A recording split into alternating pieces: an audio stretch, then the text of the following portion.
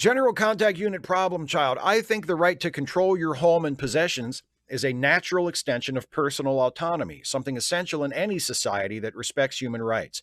Even in a socialist utopia with no money, people's rights not to have their homes invaded or personal effects taken would still need to be respected. I don't think the same thing is true of intellectual property.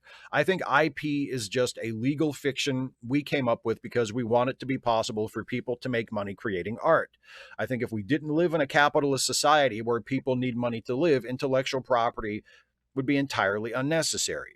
Also, I don't think violations of intellectual property are really important unless they prevent an artist from profiting from their work. Does allowing an AI to train itself on artists' work prevent those artists from being able to profit from selling their work?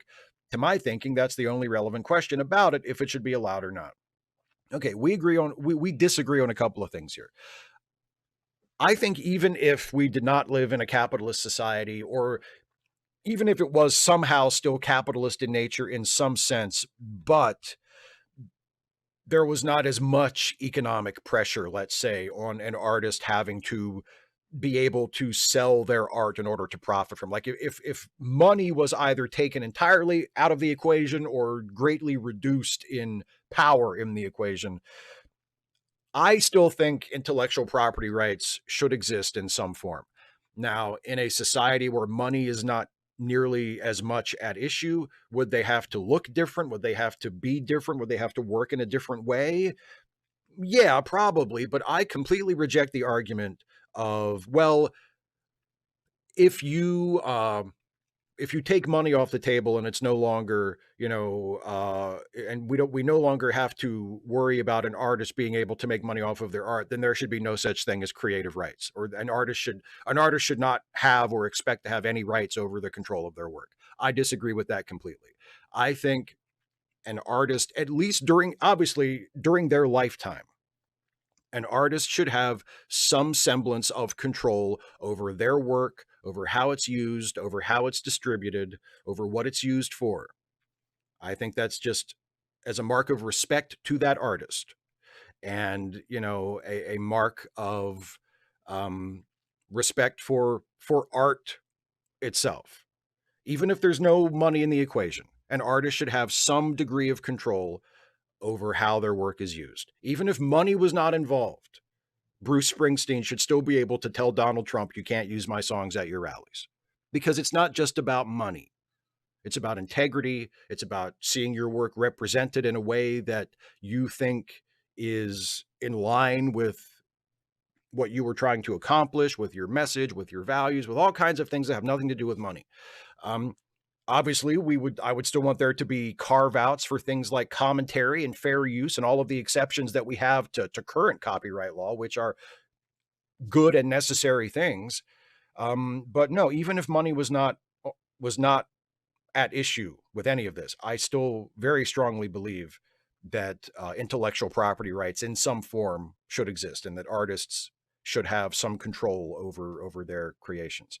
Um, and also, I I I don't think that whether or not an artist is prevented from profiting from their work is the only issue with AI.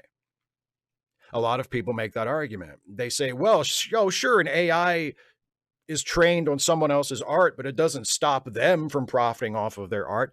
No, it doesn't. It allows someone else to profit off of their art without their permission or without cutting them in. That's the problem.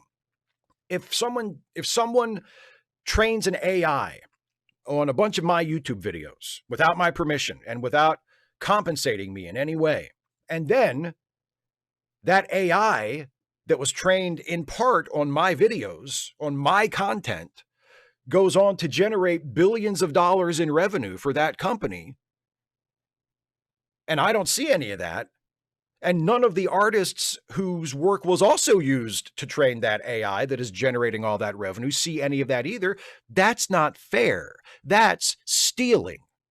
So even though I can still profit on my own work in my own way, I'm still being ripped off because somebody else who used my work without my permission to create a thing that is now making them rich is not sharing any of those profits with me or any of the other artists who enabled that thing to happen. So no, it's still wrong. It's still stealing. And it's not about whether or not I or any other artist am prevented from doing anything with my art after it is scraped to train an AI. It's the fact that that AI and the people who invested in that AI and the people who built that AI are profiting from it, and the artists whose work trained it are not. That is the problem. And that is an issue that a lot of people overlook with the AI. How can we ethically train AI on other people's art? Like that to me is the entire issue. If you're making money off of something I did without my permission and without compensating me for it, you're stealing from me. Period. Again, unless there's some kind of fair use exception involved. Like, I don't expect to be paid every time somebody cites one of my works in the context of a commentary or in the context of like a fair use situation. But AI training is not a fair use situation.